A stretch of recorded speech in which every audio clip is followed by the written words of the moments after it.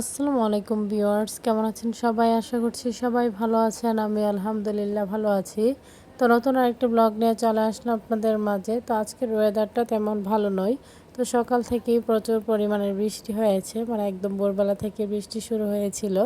তো যাই হোক, এখন অবশ্যই বৃষ্টি নেই, তারপরও মানে আকাশটা মেঘলা মেঘলা হয়ে আছে। তো এখন যেহেতু কাপড় যেহেতু আছে, তো সেগুলোই ধুয়ে নিয়ে চলে এসেছি নেড়ে দিতে। তো সেটা তো দৈনন্দিন কাজ করতেই হয়। তো এখন যেহেতু আকাশটাও মেঘলা হয়ে আছে আর বাইরে বৃষ্টি নেই, তাই ভাবলাম যে কাপড়গুলো ধুয়ে নেড়ে দিই। তো দেখা যাক, মানে বৃষ্টি যদি না হয় তাহলে তো ভালোই। তো সারাটা দিন কীভাবে কাটালাম, কি কি করলাম, সব কিছুই থাকছে এই ভিডিওতে। তো কাপড়ও তেমন ছিল না, তারপরও যেহেতু বাইরে হালকা বাতাস আছে, হয়তো বা কাপড়গুলো এর মধ্যে শুকিয়ে যেতে পারে। তো আপনাদের ভাইয়ের টুকটাক কিছু কাপড় ছিল, তো সেগুলোই ধুয়ে নিয়ে আর কি নেড়ে দিতেছিলাম।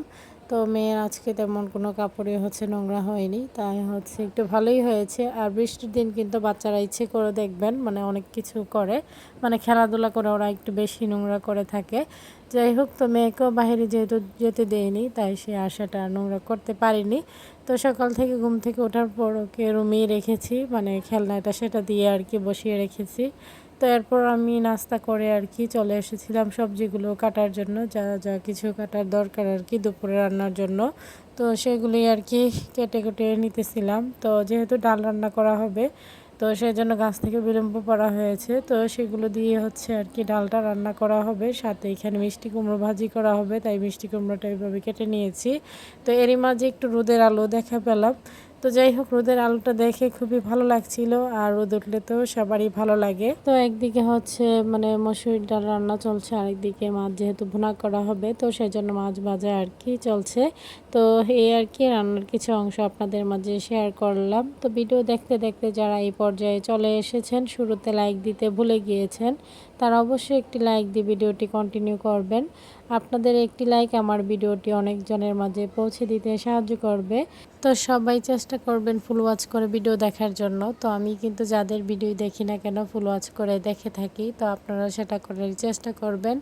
তো একজন একজনকে সাপোর্ট করলেই কিন্তু এগিয়ে যাওয়া সম্ভব, আর নয়তো কোনোভাবেই সম্ভব নয়। তো এই প্ল্যাটফর্মে যারা কাজ করেন তারা অবশ্যই জানেন কতটা কষ্ট করে একটা ভিডিও করা হয় এবং সেটা এডিট করে আপলোড করা। তো সংসারের কাজকর্ম সামলিয়ে যে আপনাদের সংসার আছে তারা অবশ্যই জানেন। তো সবাই চেষ্টা করবেন আর কি ফুল সাপোর্টটা দেওয়ার জন্য। তো আমিও চেষ্টা করি যাদেরটাই দেখি না কেন ফুল সাপোর্টটা দেওয়ার জন্য। তো এরপর চলে এসেছিলাম উঠানটা পরিষ্কার করার জন্য। আর গাছ থেকে এমনভাবেই পাতা ঝরতে থাকে, মানে উঠানটা ঝাড়ু দিল কিছুক্ষণ পরেই মনে হয় যেন আবার সেই পাতা ভর্তি হয়ে গিয়েছে, মানে আগের মতোই নোংরা হয়ে থাকে। তো বাচ্চারা যেহেতু আছে খেলাধুলা করে, দেখা যায় যে কি চিপস চকলেট এটা সেটা মানে কাগজ ওরা ফেলেই রাখে, বা খাতার কাগজ যা কিছুই হোক না কেন, প্যাকেট কিছু না কিছু ওরা ফেলে রাখবে। যাই হোক, তো আমি এদিকে উঠানটা পরিষ্কার করছিলাম। তো ভালোই লাগছিল যেহেতু রোদ উঠেছিল। তো রোদ এই ছিল এই নেই এরকম একটা অবস্থা।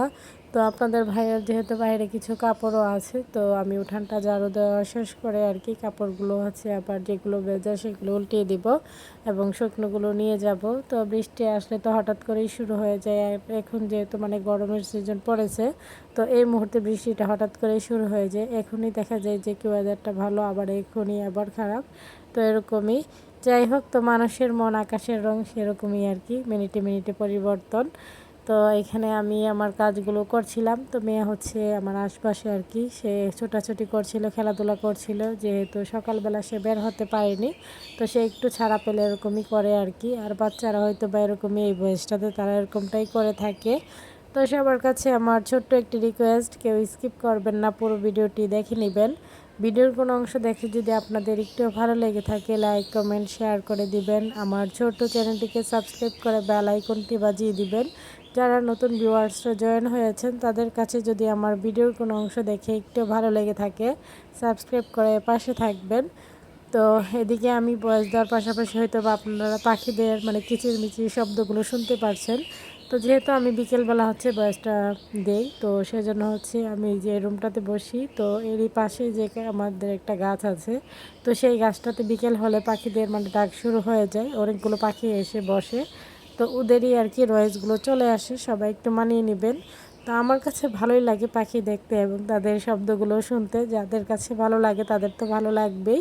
তো দুপুরে হচ্ছে এখানে মাছ বোনা করা হয়েছে, সাথে বিলম্ব দিয়ে ডাল রান্না। তো বিশেষ করে মজার একটা খাবার বানানো হয়েছে, মানে চিংড়ির যে বালাচাও। তো আমার আগের ভিডিওতে হয়তো আপনারা দেখেছেন যে আপনাদের ভাইয়া নিয়ে এসেছিল। তো সেটাই হচ্ছে, যেহেতু ভাসুর আসছিল খাবারটা নিতে, তো ভাইয়া খুব মজাদার করে মাখিয়েছে। তো এদিকে হচ্ছে আলুর দম রান্না করা হয়েছে, তো সাথে আর কি সেই চিংড়ির বালাচাও মাখাটা। আর ভাইয়া এত মজাদার করে ভর্তা বলেন যে কোনো জিনিস এত মজা করে মাখাবে, মানে দেখতেই খুব লোভনীয় লাগে আর খেতে তো আরও ভীষণ মজা। তো এখানে হচ্ছে আলুর দমের সাথে কিন্তু মিষ্টি কুমড়ো ভাজি করা হয়েছে।